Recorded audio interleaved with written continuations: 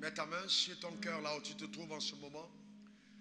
Et répète après moi cette prière. Mon Père, mon Dieu, permets-moi d'entendre le message enseigné et de comprendre ce que Jésus a à me dire ce matin par son serviteur. Ô mon Père, accorde-moi la révélation de la sainte parole. Que la révélation de ta parole me soit accordée par le Saint-Esprit, afin que ma vie puisse prendre les couleurs de ta parole. Merci. Merci pour ta puissance qui accompagne ta parole, qui me transforme, qui me change, qui provoque dans ma vie une embellie certaine. Je déclare au nom suprême de Jésus que cette parole ne rentrera pas à toi, mon Père, sans avoir accompli dans ma vie la raison pour laquelle elle sort en ce jour. Au nom suprême de Jésus. Amen. Amen. Et Amen. Est-ce que vous pouvez redire Amen 3 fois avec foi? Amen. Amen. Amen. Asseyez-vous dans sa glorieuse présence. Nous allons continuer notre enseignement avec pour thème vivre une vie glorieuse. Nous avions vu que la pensée de Dieu, celle qu'il a eue initialement quand il a conçu l'homme et créé, était que cet homme, avec grand H, homme comme femme, puisse mener une vie glorieuse sur terre.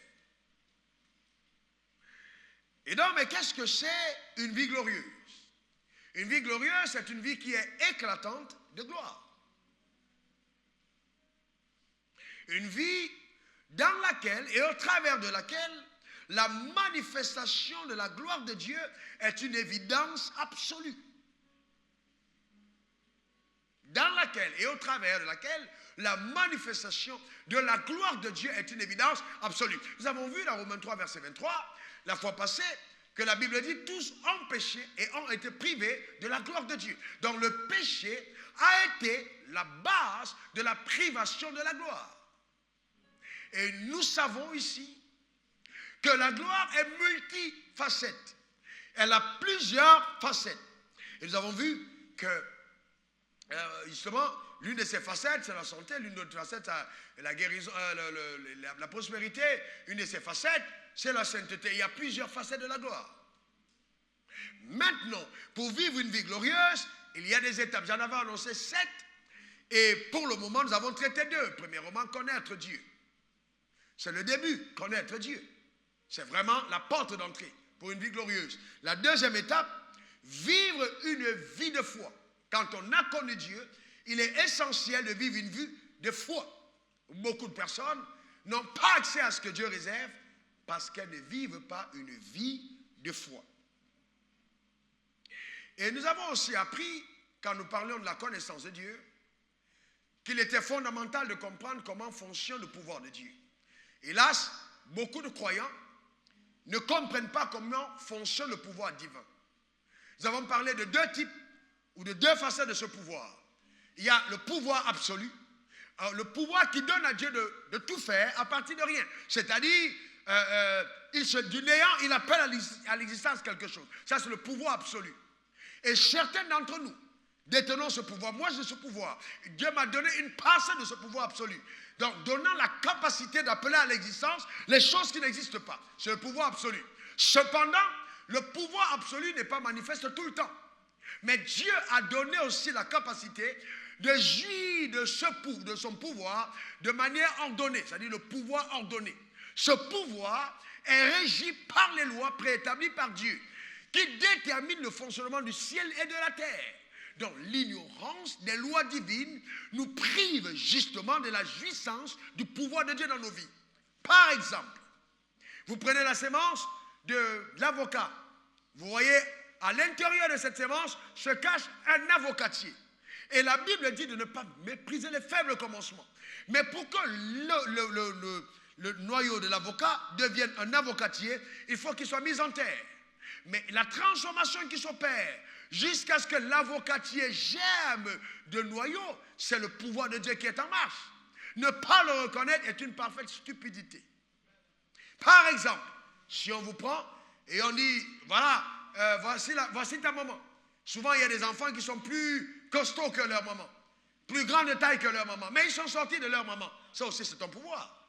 Le méconnaître, c'est être quelqu'un de stupide. C'est le pouvoir de Dieu. Hélas, beaucoup de croyants, quand ils parlent de Dieu et de sa puissance, veulent simplement avoir accès au pouvoir absolu. Mais ils oublient que le pouvoir ordonné régit la vie de l'homme sur terre. Donc tous les jours, je peux être témoin du pouvoir de Dieu. Si simplement j'ai compris ces lois et je coopère avec elles.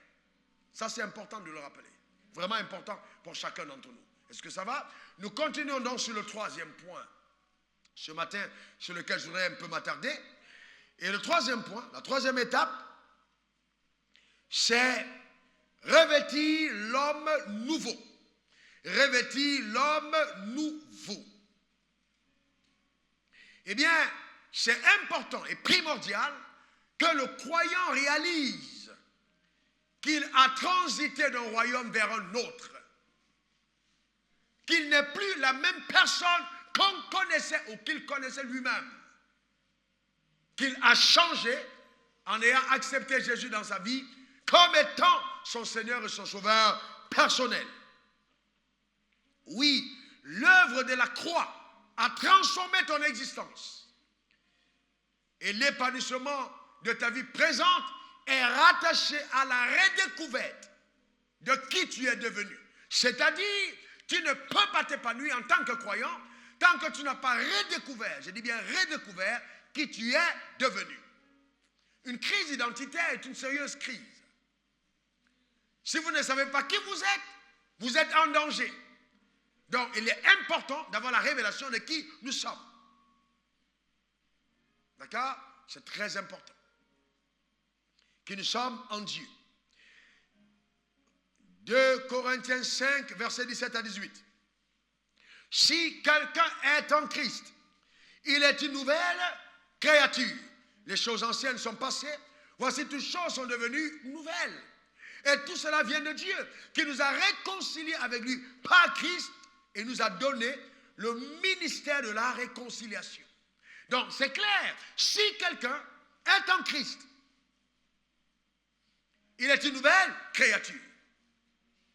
Si quelqu'un est en Christ. Donc, il faut bien établir la différence entre être en Christ et être à l'église. Entre être en Christ et être dans une religion. Être en Christ, c'est différent que les membres d'une assemblée. Non, si quelqu'un est en Christ, il est une nouvelle créature. Alors, vous voyez des gens en lutte. Oh, moi je suis évangélique. Oh, moi je suis presbytérien. Oh, moi je suis catholique. Oh, moi je suis pentecôtiste. Non, ça n'a rien à voir. Si quelqu'un est en Christ, l'appartenance à une religion ne change pas ton identité. Non, non, non, non, non. Mais si quelqu'un est en Christ, alors là, la Bible dit qu'il est une nouvelle créature. Être en Christ, c'est avoir accepté Jésus comme étant son Seigneur et son Sauveur personnel. Alors la Bible dit, c'est une nouvelle créature. Donc nous sommes devenus de nouveaux spécimens de Dieu, existant sur la terre, des nouveaux spécimens d'humains. Nous ne sommes plus comme les autres personnes. Nous avons changé. Nous sommes de nouveaux spécimens d'humains existants sur terre. Lève ta main droite et confesse-le. Je suis un nouveau spécimen d'humains existants sur la face de la terre. Alléluia. Mais le drame, c'est que plusieurs croyants ne le savent même pas. C'est grave. C'est grave. Et ils continuent de se voir comme ils étaient avant. Non, tu es une nouvelle créature. Tu es une nouvelle créature. Tu es une nouvelle créature. Les choses anciennes sont passées. Tu n'es pas le même Congolais qu'on connaissait avant. Tu n'es pas cet Ivoirien qu'on connaissait. Tu n'es pas ce Français. Tu n'es pas ce Canadien. Non, tu es une nouvelle créature. Donc la redécouverte de ton identité. Hélas, nous faisons tellement face à la question de l'identité terrestre que nous avons tendance à occulter notre nouvelle identité par notre carte d'identité. C'est-à-dire, là quand on dit nom du père, tu donnes, nom de la mère, tu donnes, ethnie, tu donnes, etc.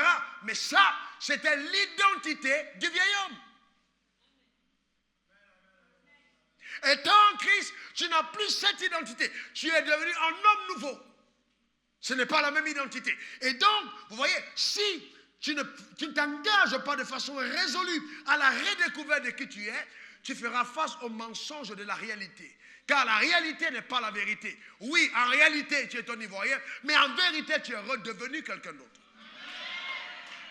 Jusqu'à ce que cela s'imprègne dans ton homme intérieur, alors vivre la gloire pour toi deviendra une simple utopie.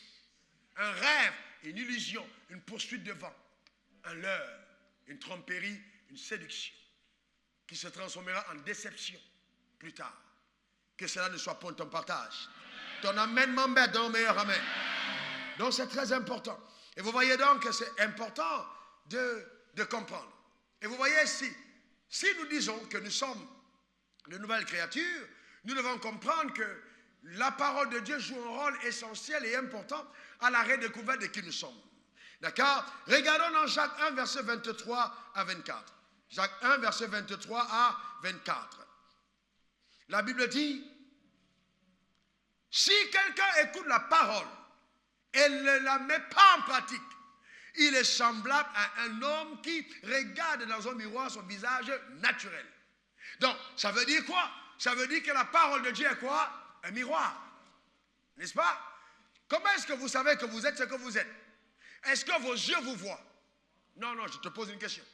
Est-ce que vous savez que la personne qui est en face de vous, vous voit mieux que vous-même? On est d'accord? C'est pourquoi la personne peut mieux te décrire que toi-même. Mais dans le monde spirituel, si la personne qui est en face te connaît mieux que toi, c'est un danger. Vous voyez? Et le diable regarde certains croyants, il sait bien que vous êtes. Mais il est conscient que tant que le miroir ne t'a pas été présenté, ils peuvent justement t'amener à ne pas considérer ce que tu es. Et dans la Bible dit que si quelqu'un écoute la parole, et alors je vais plus loin, quelqu'un lit la parole de Dieu, et après avoir ne la met pas en pratique, il est comme quelqu'un qui se regarde au miroir et ne voit plus qui il est. Vous voyez, il oublie qui il était. Mais comment est-ce possible? Mais c'est simple. La parole de Dieu te dit qui tu es. Par exemple, quand on lit la parole de Dieu, il y a 7 choses que tu vas constater. 8, disons 8. Premièrement, tu es une nouvelle créature. Quelqu'un dit, je suis une nouvelle créature. Encore, je suis une nouvelle créature. Vous voyez, la nouvelle créature que tu es devenue, c'est la parole de Dieu qui te l'annonce. Tu ne pourras jamais le voir si tu n'as pas plongé tes yeux dans le miroir. Le miroir te montre la réalité de qui tu es. Que quelqu'un dit, je suis une nouvelle personne. Alléluia. En l'absence de la parole de Dieu, tu ne le verras pas. Il n'y a que la parole de Dieu qui te révèle justement cette image de toi. Tu es une nouvelle personne. Les choses anciennes sont passées. De 2, tu es devenu un enfant de Dieu. Alléluia. Quelqu'un dit enfant de Dieu. Quelqu'un dit enfant de Dieu. C'est important. Tu es devenu un enfant de Dieu. Donc, si on te pose la question, qui est ton père? Tu fais face à 2 réponses majeures. Soit tu dis Wafotoma, soit tu dis, allez-y, qui? Dieu ou Abraham. Parce que quand tu pries, tu dis, notre Père qui est au ciel, ce n'est pas ton Père qui est mort. Non. Mais de qui tu parles? Tu parles de Dieu ton Père. Que quelqu'un dise Dieu est mon Père. Que quelqu'un dise Dieu est mon Père. Vous voyez, la prise de conscience du fait que Dieu est ton Père t'amène dans la dimension surnaturelle ou spirituelle à avoir une autre image de toi. Je suis le Fils du Très-Haut. Alléluia. Donc quand tu pries, tu lèves tes mains, tu peux dire, je rends grâce à Dieu de ce que je suis le Fils du Très-Haut. Ce n'est pas de l'orgueil, c'est la vérité. Je suis un fils de Dieu. Ce n'est pas de l'orgueil, c'est la vérité. Maintenant, si tu es devenu enfant de Dieu, c'est que tu es un Dieu. Parce que si tu appelles, non. Et ça, c'est sérieux. C'est sérieux. Parce que l'enfant du Saint s'appelle? Non. Même si on dit les singes, dans son état enfant, il est quoi? Petit singe. Singe. L'enfant de la poule s'appelle? le poussin. Et du chat, le chaton. Très bien. Est-ce que le chaton est un chat? Est-ce que le chaton est un chat? Très bien. Vous voyez, il y a des gens qui disent non, il y a des gens qui disent oui. En termes d'appellation, c'est un chaton. Mais en termes de nature, c'est un chat. Le chaton a la nature du chat et deviendra un chat par la croissance. Donc quand je suis enfant de Dieu, je suis comme un chaton, mais je suis enfant de Dieu. Mais est-ce que quelqu'un a compris maintenant de quoi je parle? Voyez-vous? Donc la nature divine est en moi et il n'y a que la parole de Dieu qui me le révèle. C'est ce que je suis. C'est vraiment ce que je suis. Vous voyez ce que vous comprenez de quoi je parle? Donc la première bataille, c'est que je ne suis plus un humain comme les autres. Je suis un divin. Je vois les religieux grincer des dents, mais ce gars de Wafo, il exagère. Mais c'est ce que la Bible dit. La Bible nous enseigne qu'on se multipliera selon son espèce. Comment est-ce que Dieu va engendrer des enfants et les enfants ressemblent à autre chose? Non!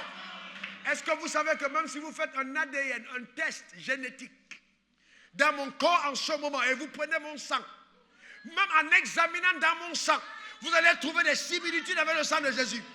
Quelqu'un n'a pas compris de quoi je parle. Je suis certain. Vous allez trouver des similitudes que le sang de Christ, parce que quand je le consomme, il y a un remplacement, une vie divine qui coule en moi. Alléluia! Amen! Je suis un enfant de Dieu. Mais c'est la parole de Dieu qui te donne le découvrir. Donc, tu n'es plus malade. Ouais. J'ai redécouvert dans la Bible. Vous savez, j'avais ce qu'on appelle le palu dans le sang. Et les scientifiques ont des mots qui sont souvent très charmeurs. Il a le palu dans le sang. Et tu t'appelles ça mon petit palu. J'ai un ami qui m'a dit, j'ai eu la maladie de Chirac. Et il semblait se vanter, c'est la maladie du président de la République. Amen. Est-ce que vous comprenez? Donc, c'est dans le sang. Donc, scientifiquement, on te dit, bon, dans tous les cas, tu dois vivre avec. Sauf que c'était avant. C'était avant. Je suis devenu un enfant de Dieu. Et un enfant de Dieu n'est pas malade.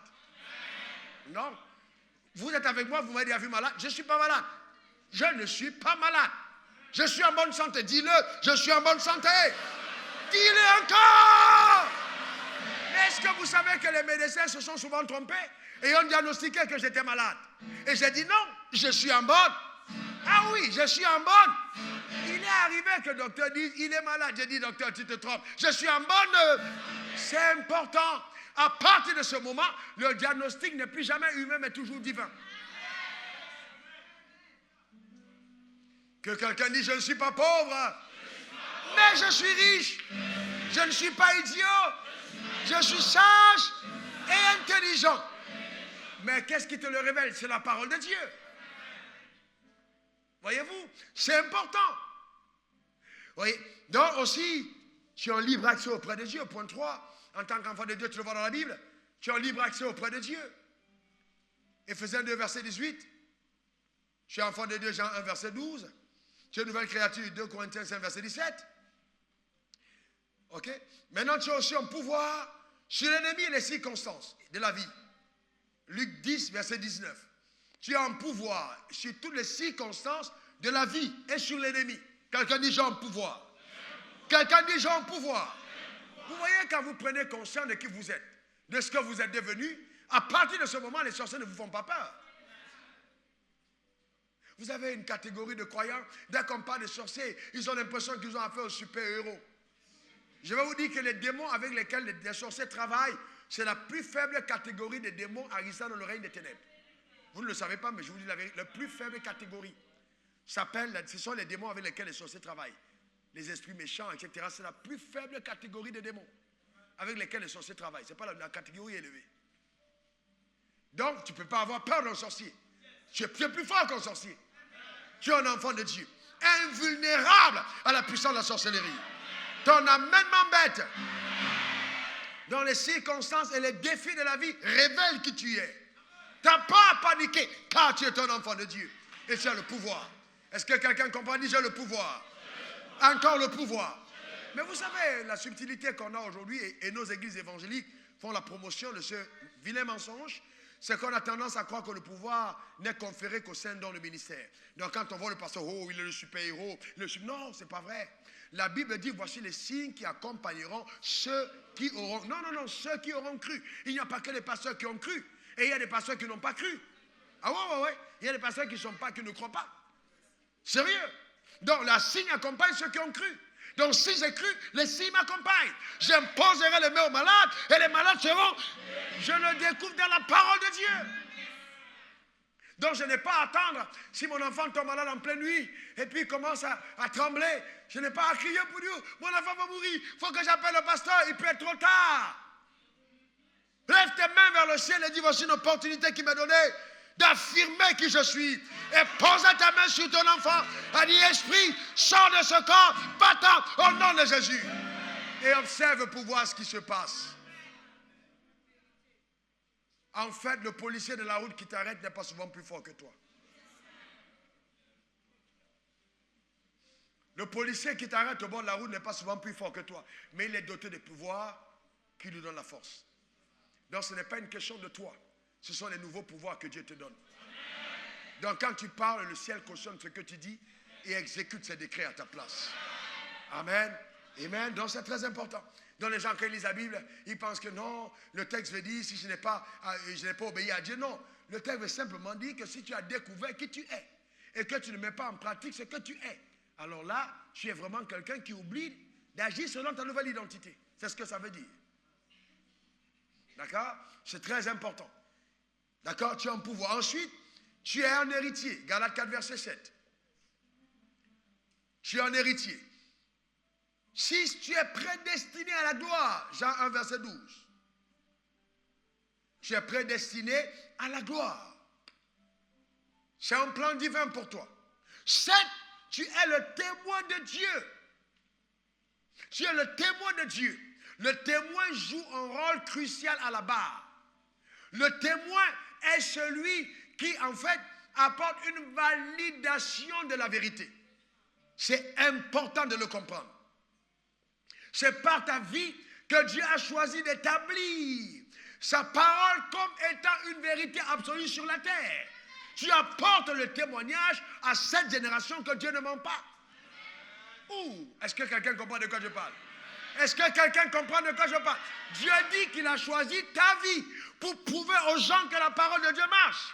Donc quand on regarde ta vie, c'est par toi qu'on sait. Quand il dit qu'il prend l'indigent de la boue ou de la poussière pour le faire asseoir avec les rois, ta vie devient une parfaite illustration des dits de Dieu. Ton amen m'embête. C'est pourquoi ta vie sera une parfaite, vous voyez, conjonction de témoignages élogieux. Qu'il en soit ainsi. Donne-moi le meilleur des amens. C'est très important. Donc, en fait, tu es la certification des vérités divines. La certification des vérités divines. Donc, c'est par ta vie que la vérité de Dieu est certifiée sur terre. C'est incroyable, hein? Quelle identité nous avons. C'est incroyable. Et 8, tu peux tout faire. Marc 9, verset 20, tu peux tout faire. Et on a tendance à croire, oui, mais Dieu peut tout faire. Oui, mais si nous sommes enfants de Dieu, nous pouvons tout faire. Tout est possible à celui qui croit. Tu peux tout faire.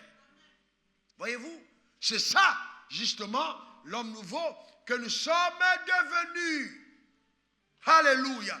Et ta vie amènera des personnes à se poser des questions. C'est pourquoi tu es devenu ce que tu es devenu. Un jour, Jésus est avec ses disciples, dans Marc 4, vous voyez l'histoire. Et ils sont dans la barque. Et la barque commence à tanguer. Et ils disent, bon maintenant, ils réveillent le maître en lui disant, mais maître, est-ce que tu ne te soucies pas de ce que nous périssons? Comment tu ne te soucies pas de ce que nous sommes en train de périr? Marc 4, verset 38 à 41. S'étant réveillé, il menaça le vent. Voyez-vous, un type d'humain qui dorme pendant que la barque est agitée. Sachant qu'à l'heure de sommeil, ce n'est plus à nous de contrôler la barque, mais à celui qui ne dort ni ne sommeille. Il était tranquille et il dormait. S'étant réveillé, il menaça le vent et dit à la mer, silence, tais-toi. Tu parleras aussi, Constance, et ils vont fermer leur bouche. Et la Bible dit, et le vent cessa, et il eut de grands calmes. Que le vent soit mystique ou naturel, tu peux dire, tais-toi. Et le vent s'est tu. Regardez la suite. Verset 40, puis il leur dit, pourquoi avez-vous peur? Comment n'avez-vous point de foi? Verset suivant, il fut saisi d'une grande frayeur et il s'est dit les uns aux autres, quel est donc celui-ci? Une autre version dit, mais qui est donc ce type d'homme à qui obéissent même le vent et la mer? Donc c'est exactement ce que tu es. Les gens te regardent et disent, mais c'est qui donc cette personne? Comment est-ce que des choses pareilles lui arrivent? Parce qu'en fait, tu es là pour certifier les vérités divines. Que cela t'accompagne tous les jours au nom suprême de Jésus. Alléluia. C'est important de le comprendre. Certifier les vérités divines. Alors maintenant, comment est-ce que je revêts l'homme nouveau? Comment? Nous parlons de revêtir l'homme nouveau. Comment je le revêts? D'accord? Éphésiens 4, verset 23 à 24. Éphésiens 3, 23 à 24. À être renouvelé dans l'esprit de votre intelligence et à revêtir l'homme nouveau, créé selon Dieu dans une justice et une sainteté que produit la vérité. Éphésiens 4, 23, 24. Donc, la Bible nous dit, être renouvelé dans l'esprit de votre intelligence. Dans l'esprit de votre intelligence. Et le verset 24, et à revêtir l'homme nouveau, créé selon Dieu pour une justice et une sainteté que produit, dans une justice et une sainteté que produit la vérité. Donc, il est important de revêtir l'homme nouveau. Beaucoup de croyants sont nés de nouveau, mais marchent anciennement. Ils ont revêtu le vieil homme, mais pas le nouvel homme. Si l'homme nouveau n'est pas revêtu, il est impossible de mener une vie glorieuse. Seule la présence de l'homme nouveau te permet d'entrer dans la jouissance des droits d'alliance que tu as avec Dieu. Donc il faut revêtir l'homme nouveau. Mais comment est-ce que nous arrivons donc à revêtir l'homme nouveau? Premièrement, en cherchant les choses d'en haut.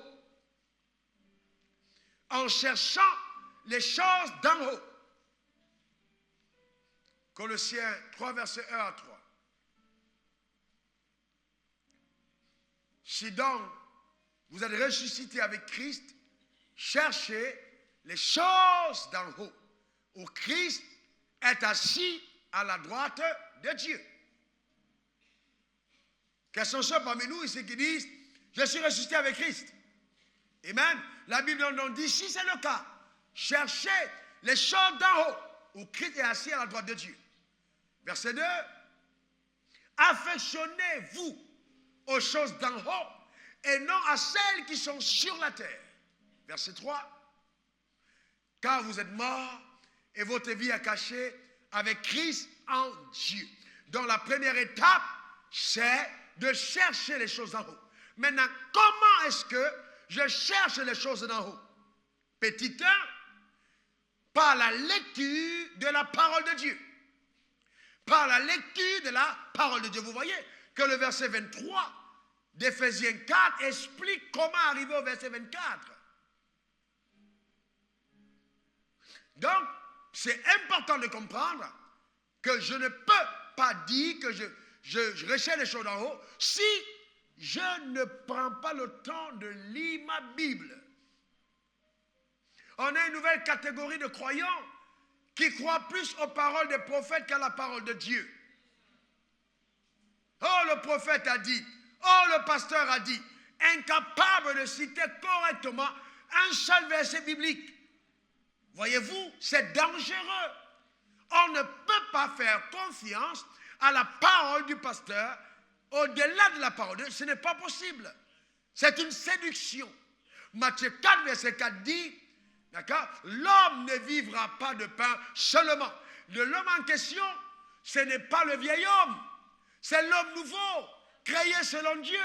C'est lui qui ne vit pas de pain seulement, mais de toute parole qui sort de la bouche de Dieu. Ça veut dire que le croyant doit aimer la parole de Dieu. Combien de personnes aujourd'hui vous les trouvez en train de lire la Bible? Lire la Bible. Voyez-vous, juste lire la Bible. Les gens sont sur WhatsApp, Facebook, Internet, etc. Mais pas lire la Bible. Qu'importe la quantité de messages que tu écoutes, ça ne remplacera jamais la lecture de la Bible. Jamais. Et si, voyez-vous, c'est important. Il y a des choses importantes. La lecture de la parole de Dieu. Au commencement était la parole était avec Dieu et la parole était Dieu. La meilleure découverte de Dieu, c'est d'abord dans la parole. Et dans la parole, nous nous redécouvrons. C'est dans la parole. Jésus lui-même s'est redécouvert dans les Écritures, notamment pour le montrer. Il vit là où il était écrit de lui, la Bible le dit, dans la Bible. Vous ne pouvez pas imaginer, en lisant la Bible, comment est-ce que Dieu est capable d'ouvrir votre intelligence. Jésus a découvert sa mission dans la Bible. Il roula le rouleau. Et il vit où il était écrit, l'Esprit du Seigneur est sur moi. Et il dit aujourd'hui, cette parole d'écriture s'est accomplie. Ça le concernait, dans la Bible. Mais on ne lit plus la parole de Dieu. Occupé à tout. Une femme qui met 5 heures de temps dans la douche, même pas 5 minutes avec la Bible. Comment est-ce que tu peux rayonner? Comment est-ce que tu peux parler de gloire? La gloire n'est pas fabriquée par les produits cosmétiques. La gloire est fabriquée par la parole de Dieu. Il faut s'attacher à la Bible. Tu peux regarder un classico. Même si la prolongation va aller, le mal va durer 120 minutes, il n'y a pas de problème, tu es engagé. Mais quand il s'agit de lire la Bible, tu commences à dormir. Tu as un problème spirituel chronique. Et tu as besoin d'une délivrance réelle. Sérieux. Parce que ta vie va prendre la direction de tes appétits spirituels. Donc si tu ne peux pas avoir de l'appétit pour la parole, tu as démissionné en ce qui concerne la gloire. Tu as démissionné. Il faut aimer la parole. Moi, j'aime la parole de Dieu. Je lis. Je ne lis pas pour enseigner simplement. Je lis pour découvrir qui je suis, qui est Dieu. Un temps de communion avec Dieu. Lis la Bible. Et vous devez prendre un temps de qualité. Il y a des jours, je m'enferme pour lire 20, 25 chapitres. Je les lis avec passion. Il s'agit là de mon futur, dans les Écritures. Donc c'est important. Et vous voyez, quand vous frottez cette sagesse à la vôtre, vous transférez la sagesse créatrice du monde à votre intelligence. Vous la transférez dans votre tête. Vous devenez quelqu'un de redoutable à cause de la parole. À cause de la parole. Donc les gens qui lisent par la Bible, vous les voyez là, vous êtes impressionnés par ce qu'ils deviennent. Lisez la Bible. Après l'avoir lu, méditez la parole. Méditez. Il y a une différence entre la lecture et la méditation. La méditation, c'est prendre le temps de rassasier, de penser, d'examiner, de questionner Dieu sur ce qu'il dit et comprendre pourquoi il le dit. C'est ça la méditation. Josué 1, verset 8. Que ce livre de la loi, allez-y, tous ceux qui ont fait le code du dimanche, que ce livre de la loi ne s'éloigne pas de ta bouche, médite-le jour et nuit pour agir fidèlement selon tout ce qui est écrit, car c'est alors que tu auras du succès dans tes entreprises, c'est alors que tu réussiras. Est-ce que vous savez que vous pouvez citer un verset biblique et pas le comprendre? Vous voyez, quand on dit que ce livre de la loi ne s'éloigne pas de ta bouche, médite-le jour et nuit. Donc pour être à même de parler, il faut être à même de comprendre. La méditation me permet de comprendre. Et la méditation va déterminer ce qui sort de ma bouche. Un homme spirituel, quand il parle, vous mesurez son niveau. Parce que l'intensité de tes déclarations, c'est déterminé par l'intensité de tes méditations. Voyez-vous, donc c'est important de poser des questions. La méditation, c'est le moyen légal, par lequel Dieu nous donne d'avoir accès à sa sagesse. Ou on questionne Dieu. Par exemple, Dieu dit, tu ne voleras point. Bon, n'arrête pas simplement de voler. Oui, arrête d'abord. Mais après, dis-moi, mais pourquoi est-ce que Dieu dit, je ne vole pas? Alors qu'il y a des gens qui volent là et ils ont des maisons. Pourquoi je ne volerai pas comme eux? Là, c'est la question que tu poses maintenant au verset biblique. Et dans le verset biblique, va te donner la capacité de comprendre pourquoi Dieu dit de ne pas voler. C'est là où Dieu va t'expliquer des choses qui ne sont pas écrites. C'est là qu'on appelle le Rhéma. Voyez-vous? Si Dieu dit lisez la parole, demande, mais Dieu, pourquoi tu veux que je lise la Bible tous les jours? Pourquoi je ne peux pas lire la Bible en janvier et puis attendre janvier prochain? Pourquoi tous les jours je dois lire la Bible? Dieu t'expliquera. Donc ayez le courage de poser des questions à Dieu. C'est par là qu'on acquiert la sagesse, par le questionnement saint qu'on adresse à Dieu. Si vous n'avez pas cet exercice, vous n'aurez pas la révélation. D'accord? Et aujourd'hui, les croyants sont tellement... Ils font des choses sans réfléchir, sans comprendre. Non, il faut comprendre. Il faut comprendre. La méditation te permet de comprendre. La Bible dit, c'est alors que tu auras du succès. C'est alors. C'est-à-dire, c'est le moyen le plus assuré par Dieu d'accorder le succès à quiconque marche avec lui. Par la méditation et la déclaration de sa parole, tu auras le succès. N'est-ce pas facile? Maintenant, vous allez aller, oui, séminaire, on vous montre les 3 secrets révélés par l'ange Gabriel pour avoir une percée. Elle est là. Mais quand on dit ça, voyez les croyants courent, oui. Voilà, maintenant, pose une offrande qui va te permettre la visitation de l'ange Gabriel. Eh oui, mais elle est là, simple. Mais comme les croyants n'aiment plus les choses simplifiées et qui veulent les compliquer, parce qu'eux-mêmes ont déjà compliqué leur vie, donc ils veulent les méthodes compliquées. Dis à ton voisin, j'ai l'impression que c'est de toi que le pasteur parle. Hein. Vous voyez? Donc c'est important, bien-aimé, de t'exercer à retrouver Dieu dans toutes les situations de la vie que tu traverses. Et dans tout ce que tu entreprends. Retrouver Dieu dans toutes les situations de la vie que tu traverses et tout ce que tu entreprends. C'est un exercice quotidien que je fais. Dans tout ce que j'entreprends, dans tout ce que je fais, j'essaye de retrouver Dieu. Comment est-ce que Dieu est dedans? C'est un exercice personnel. Donc si vous êtes simplement le croyant du dimanche ou du mercredi soir, vous ne pouvez pas vivre la gloire. Ça doit être une vie continue, 24 heures sur 24. Comment est-ce que Dieu se retrouve? Justement, dans ce que je fais. C'est très important. Voyez-vous, c'est très important. C'est très, très important. Ensuite, il y a, toujours pour rechercher les choses d'en haut, vous avez aussi la louange et l'adoration. Éphésiens 5, verset 19. La louange et l'adoration. Oh là, beaucoup de personnes se privent de cette grâce extraordinaire. Entretenez-vous par des psaumes, par des hymnes, par des cantiques spirituels, chantant et célébrant de tout votre cœur les louanges du Seigneur. Qu'est-ce que ça veut dire? Ça veut dire que je dois apprendre à m'entretenir par des psaumes. Aujourd'hui, quand les frères se rencontrent, on dit quoi? Non, ce n'est pas on dit quoi. Qu'est-ce que Dieu dit? Arrêtez et chantez du système du monde. On dit quoi? Affaire-moi, quel affairage? Parlez le langage de la parole de Dieu.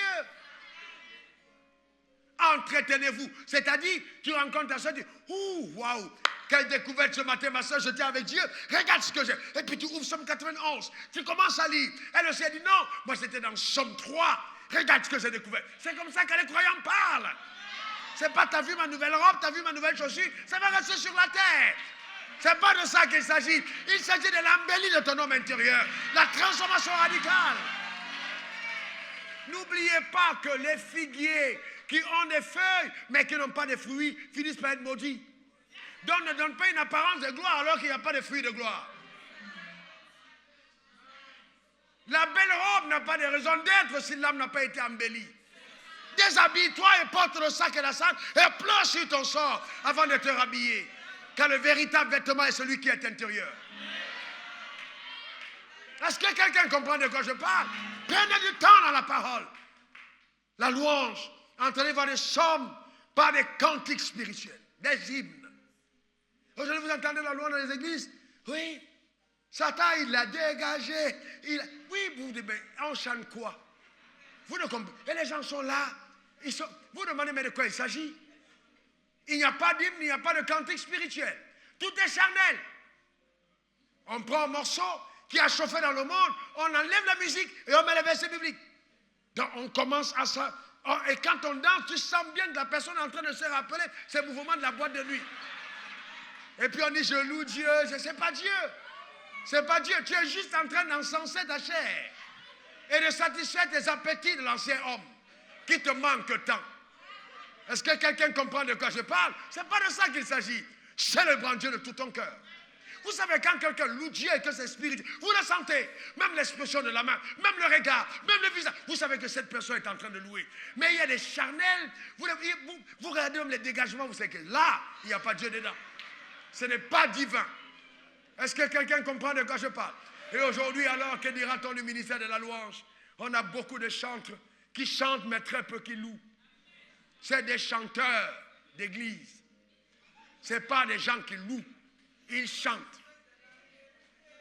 Louer Dieu, c'est un parfum. Ça dégage quelque chose. Il y a quelque chose qui sort dedans. Quand on loue Dieu, la présence de Dieu descend. Vous voyez la production des photos des albums des chantres. La chantre, il n'y a pas de différence entre elle et Rihanna. Elle lutte dans les... Vous vous dites, mais on est où là? C'est pas possible, non. Ce n'est pas Dieu. Ce n'est pas Dieu. Non, non, non, non, non. Non, non, non. Louer Dieu commence intimement. Quel que soit l'âge. 100 ans. Certains d'entre vous qui resterez quand j'aurai 100 ans, vous verrez que je louerai toujours Dieu. Ce n'est pas une question de titre. Je suis monsieur le ministre, alors quand je viens à l'église, je suis comme ça. Non. Mon ami, monsieur le ministre, déshabille-toi de tes grades. De ton titre, on est devant le très haut. Et puis danse. La louange n'est pas réservée aux pauvres. Et les gens nantis sont là, ils jouent les bosses. Quelle bosse? Toute personne qui ne peut pas danser dans la présence de Dieu est un mécréant. Dieu sait, c'est lui qui te fait vivre. C'est lui qui... Mais comment tu peux jouer l'important devant lui? Ah ben, il est important de célébrer sa grandeur. Même à la maison, que tes enfants t'entendent chanter les cantiques à la maison. Oui, c'est pas à l'église. Oh, j'ai pas aimé la louange aujourd'hui. Tu es pas venu pour eux, loue-les même sa musique. Chante les bontés de l'Éternel. C'est ça la louange. Quand vous êtes dans cette dimension, vous rafraîchissez. Il n'y a pas meilleur moyen d'être rafraîchi spirituellement que de le louer. Les gens qui, vous voyez, opèrent avec les vieilles oncions, ce sont des personnes dont l'huile n'a pas été renouvelée. Tu ne peux pas avoir le même huile de moteur pendant 5 ans. Même la mécanique dit il faut changer. On dit entretenez-vous. Tu ne peux pas porter la même chemise par 10 fois sans la laver. Entretiens-la. De la même manière, ton esprit doit être entretenu par les psaumes, par la louange, par des cantiques spirituels, des mélodies à Dieu. Apprenez à le faire. C'est un exercice. Le nouvel homme a besoin de ça. Il a besoin de s'épanouir dans cette atmosphère. Et moi, je chante. Je chante chez moi. Je chante dans la gamme hors gamme, je chante. On n'a pas dit de chanter dans les gammes, on dit chanter. Et je chante. Est-ce que quelqu'un comprend? Oui. Amen. Je me suis rendu compte qu'il y a des chantres qui sont dans la gamme, mais qui sont spirituellement en train de dégamer. Donc je préfère dégamer dans la mélodie et être dans la gamme spirituelle. C'est ça qui est important. Amen. Chantez de tout votre cœur. Vous chantez les louanges à Dieu. C'est important. Ça fait partie de revêtir l'homme nouveau. L'homme nouveau célèbre celui qui l'a créé. Et vous pouvez chanter en langue, vous pouvez chanter par votre intelligence. Je chante en langue. Indara, rakorondo sereando rebahe. Elele sa olotoria olotiti. Blaholo sehele. Blaholo shendiri bao.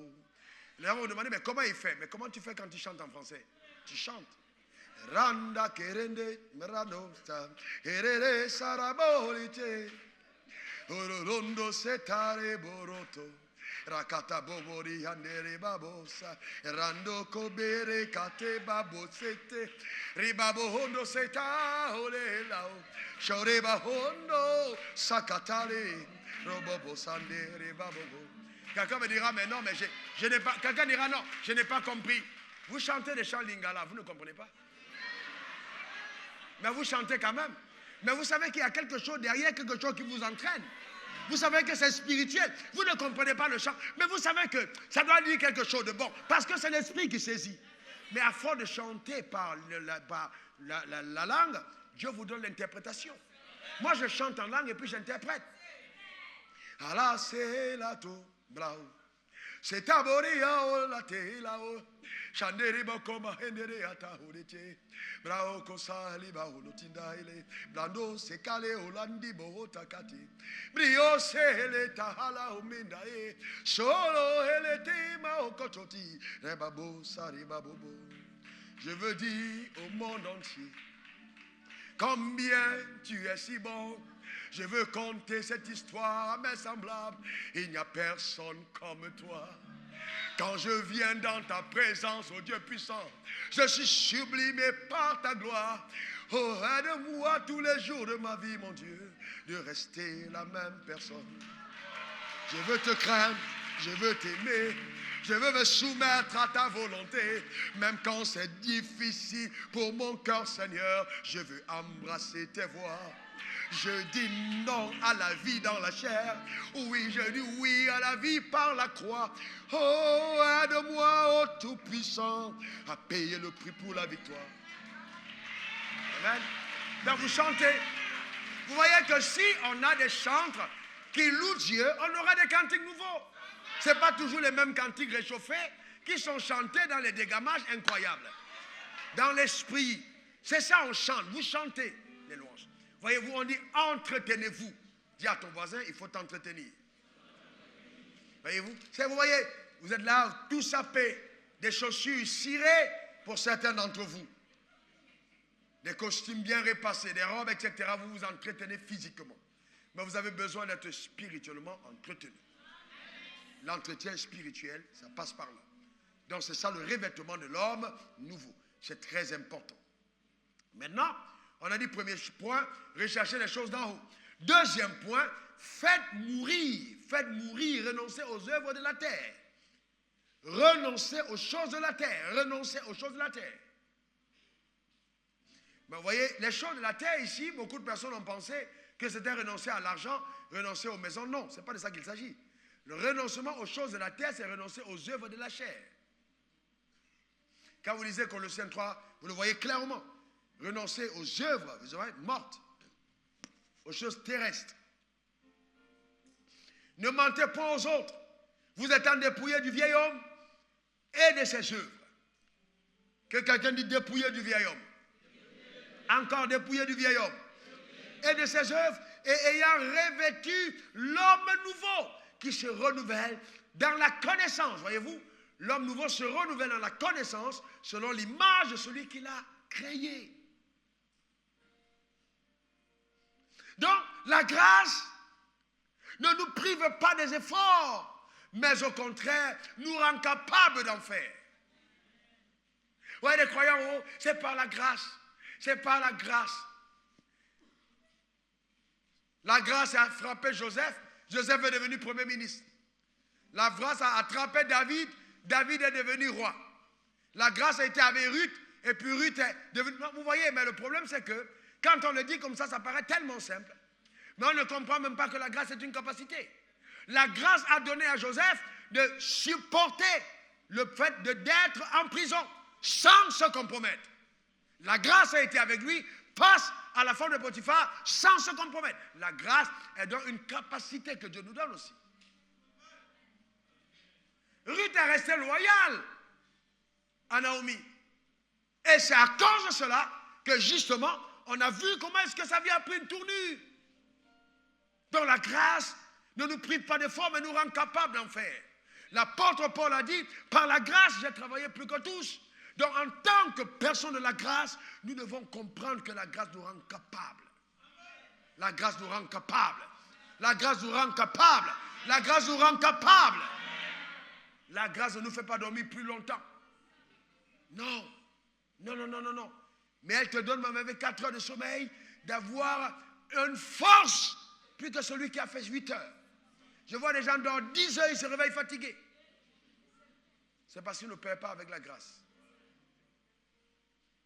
Vous avez besoin de grâce et comprendre comment est-ce qu'elle fonctionne. Voyez-vous, renoncer aux choses de la terre. Renoncer aux choses de la terre.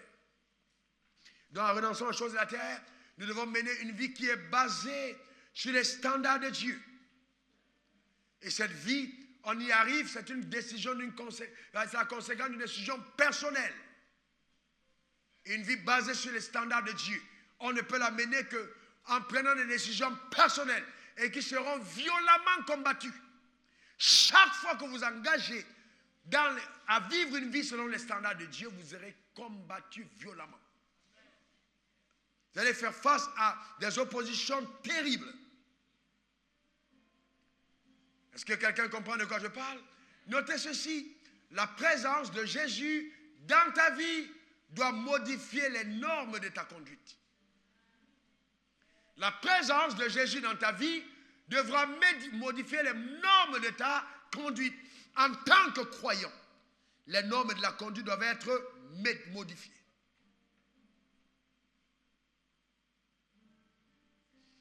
Marc 5, verset 7. Et les pharisiens et les scribes lui demandèrent, pourquoi tes disciples ne suivent-ils pas la tradition des anciens, mais prennent-ils leur repas avec les mains impures? Pourquoi tes disciples ne suivent-ils pas la tradition des anciens? Marc 7, verset 5. Pourquoi ils ne suivent pas la tradition des anciens? Pourquoi? Mais parce que c'était les disciples de Jésus. Vous ne pouvez pas avoir Jésus pour maître et continuer d'avoir les comportements des anciens. Parce que Jésus est arrivé. Est-ce que quelqu'un comprend de quoi je parle? Il dit, mais tes disciples, c'est pas possible, ils se lavent les mains. Oui, parce que la présence de Jésus dans une vie met fin aux traditions des hommes. Quand il arrive, il change les traditions humaines. Et nous sommes là. Vous allez rencontrer quelqu'un l'ivoirien normal. Est-ce que ça va? Ça va. Même quand ça ne va pas. Pourquoi? Parce que dans la culture, on n'a pas envie d'offenser. Mais qu'est-ce que la Bible dit? Est-ce que tu es encore ivoirien ou tu es devenu enfant de Dieu? La Bible dit en tant qu'enfant de Dieu, ne mentez pas les uns aux autres. Même quand le téléphone sonne et que tu ne décroches pas, ou tu dis décroche, dis je ne suis pas là, c'est un mensonge. Et chaque fois que tu mens, tu te places sous la couverture spirituelle du diable. La Bible dit que Satan est menteur et le père du mensonge. Donc celui qui ment reconnaît Satan comme son père spirituel. Et il y a des gens pour qui mentir est tellement aisé. Mais ce n'est plus un problème. Pourquoi? Parce que la conscience a été obscurcie. Donc on accepte le mensonge comme la vérité. Et on éduque les enfants dans le mensonge. Hey, c'est mon ami là. Dis-lui que je ne suis pas là. À tes propres enfants, mais comment tu veux qu'ils puissent être épanouis? Ils ont appris à mentir directement de leur père. Il faut apprendre à dire la vérité. Quelqu'un dit, je dois dire la vérité. Je m'engage à dire la vérité, rien que la vérité. C'est important. Au verset 13, il dit, annulant ainsi la parole de Dieu pour votre tradition. Vous voyez, chaque fois que la tradition humaine est au devant, la parole est annulée. Donc nous ne vivons plus selon la tradition, mais selon la parole de Dieu. La parole est devenue la norme. Je fais ce que Dieu demande de faire. C'est ce que la Bible nous demande de faire. Amen. Je fais ce que la Bible nous demande de faire, ce que Dieu me demande de faire. Est-ce que ça va pour certains d'entre nous? Est-ce que tu as bien compris ce que je suis en train de dire? Il faut donc que tu puisses te dépouiller du vieil homme. La vieille façon de faire, les anciennes traditions. Est-ce que quelqu'un comprend? C'est très important. C'est très important. Sinon, allez, vous allez arriver dans des complications inutiles. Non, chacun se cherche. Non. Il y a des dictons de la société qui sont des mensonges terribles. Aide-toi et le ciel t'aidera. Mais c'est dit dans le sens où fais tout ce que tu as à faire et puis Dieu sera avec toi. Non. Non. C'est pas ce que la Bible dit. Non. Quelle est la norme que nous avons établie? La norme, c'est laquelle? La norme, c'est la parole de Dieu. Donc tout ce qui est contraire à la parole doit changer. Oh, chez nous, dans notre tradition, dans nos coutumes, on ne fait... Non, mais ta tradition, c'était avant. Maintenant, tu as l'homme nouveau. Tu ne peux plus t'accommoder au vieil homme. Il faut que ça change.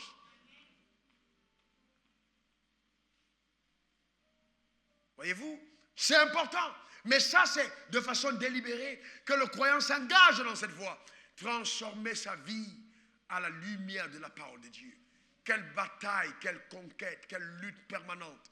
Ça devra être pour le croyant engagé résolument sur le chemin de l'éternité. Et de jour après jour, après avoir livré des batailles et des conquêtes continues, le croyant commence donc à révéler de façon progressive la sublime gloire qui était enfouie en lui. Comme un bébé qu'on a porté et qu'on a conduit à la maternité, c'est au fur et à mesure qu'il se nourrit et aux épreuves de la vie qu'il devient cet homme mûr et véritable. Et donc ce qui était caché en lui devient visible. Mais si vous acceptez ce processus, comment est-ce que vous pouvez voir la gloire de Dieu alors que vous n'acceptez pas le chemin qui mène à la gloire? C'est un sérieux problème. C'est un sérieux problème. Il faut aller au standard. Et vous savez, c'est progressif. Dieu nous change et nous transforme, chacun d'entre nous, tous les jours. Chacun d'entre nous. Vous devez continuellement vous engager vers ce chemin. Alors, regardez ce que la Bible dit. Vous savez, il faut faire très attention aux choses qui sont dites dans la société. Il y a tellement de dictons et de choses qu'on dit dans la société, et puis on prend ça pour la vérité. Il faut vous conformer à la parole de Dieu. C'est très important. La parole de Dieu. Pourquoi j'ai fait ce que j'ai fait? Comme j'ai fait. Pourquoi je prends telle décision? Il faut se référer aux Saintes Écritures. Et donc, pour terminer, je voudrais vous montrer un passage des Écritures qui n'est pas un passage qui nous concerne, nous, en tant que nouvelle création. Pour d'autres, c'est la vérité, mais pour nous, c'est un mensonge. Parce qu'on n'est plus concerné par ce texte. Regardez ce que la Bible dit dans Ésaïe 55, versets 8 à 9. Ésaïe 55, versets 8 à 9. Qu'est-ce qui est écrit? Car mes pensées ne sont pas vos pensées. Et vos voix ne sont pas mes voix, dit l'Éternel des armées. Donc, vous voyez, la Bible dit les pensées, mes pensées ne sont pas vos pensées. Et vos voix ne sont pas mes voix. Pendant longtemps, j'avais considéré ce texte comme étant mon texte. Et un matin, pendant que j'étais en train de méditer la parole, Dieu m'a dit, ce texte ne te concerne pas. Ça ne concerne pas la nouvelle création. Ce texte concerne ceux qui ne sont pas nés de nouveau. Parce que Dieu ne peut pas choisir de délocaliser et de venir habiter en toi, et il réside en toi, et toi, tu penses en dehors de lui. Non, il veut que tes pensées deviennent les siennes. C'est pour ça qu'il fait de toi sa résidence.